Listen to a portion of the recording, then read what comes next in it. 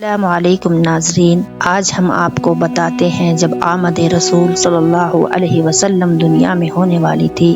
پیارے نبی دنیا میں تشریف لانے والے تھے، اس وقت کیا ہوا تھا۔ ایک عجیب روشنی، رات گزر چکی تھی، ستارے جھلملا کر آسمان میں ڈوب رہے تھے، اجالا پھیلنے لگا تھا، دنیا کا ذرہ ذرہ چمک اٹھا تھا، پتا پتا تر و تازہ ہو گیا تھا، دور تک پھیلے ہوئے ریگستان کی اوس سے بھیگی ہوئی سفید ریت بڑی پیاری لگ رہی تھی، لگتا تھا رات کا سمندر لہریں لے رہا ہو۔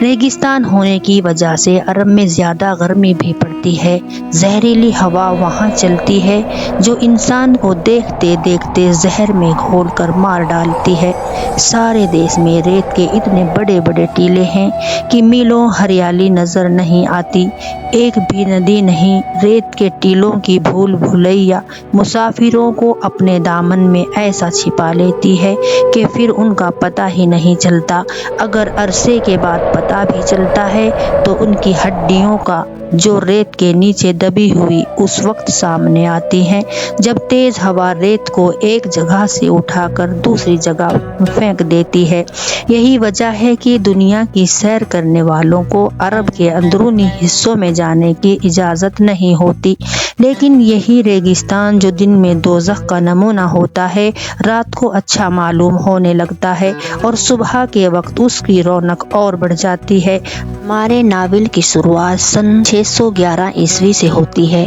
اس وقت پورا حجاز اور سارے عرب میں بتوں اور ستاروں کی پوجا کی جاتی تھی، تمام عرب کا ہر قبیلے کا ہر آدمی بتوں اور ستاروں کا پجاری تھا، لیکن یہ عجیب بات ہے کہ وہ بتوں کو اور ستاروں کو پوجتے ہوئے بھی حشر اور نشر اور بدلے کے دن کے قائل تھے، مردوں کو دفن کرتے تھے، قبروں میں اونٹوں کو اس لیے ذبح کرتے تھے کہ ان کا عقیدہ تھا کہ وہ حشر کے دن اس اونٹ پر سوار ہو کر جنت میں چلے جائیں گے۔ وہ توحید کے قائل تھے، خدا کو کائنات کا پیدا کرنے والا مانتے تھے، بتوں کو اللہ کے دربار میں شفاعت کرنے والا سمجھ کر ان کو پوجا کرتے تھے۔ صبح ہو چکی تھی، ٹھنڈی ہوا چل رہی تھی، مسکراتا ہوا آسمان ایسا روشن ہو گیا تھا جیسے حسینہ مسکرانے لگے، اور مسکرانے سے اس کے چاند سے چہرے پر حسن کو لہریں دوڑ کر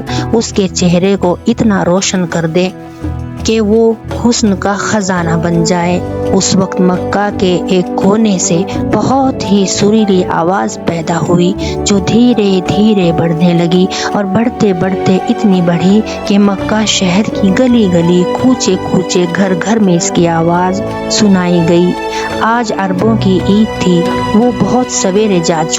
چکے تھے، اور آواز کو سن سن کر مرد اور بچے بیت الحرام کی طرف دوڑنے لگے۔ مکے کی گلی کوچوں میں ہلچل شروع ہو گئی اور لوگوں کے گروہ تیزی سے لپکتے نظر آنے لگے۔ سریلی آواز ابھی تک بلند ہو رہی تھی، بڑی لبھانے والی تھی، ایسا لگ رہا تھا جیسے کوئی سریلا باجا بج رہا ہے۔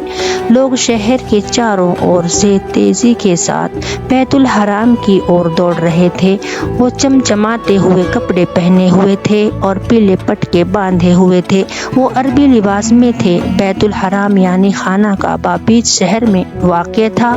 یہ وہی حرم شریف ہے جس کی بنیاد حضرت ابراہیم علیہ السلام نے رکھی تھی۔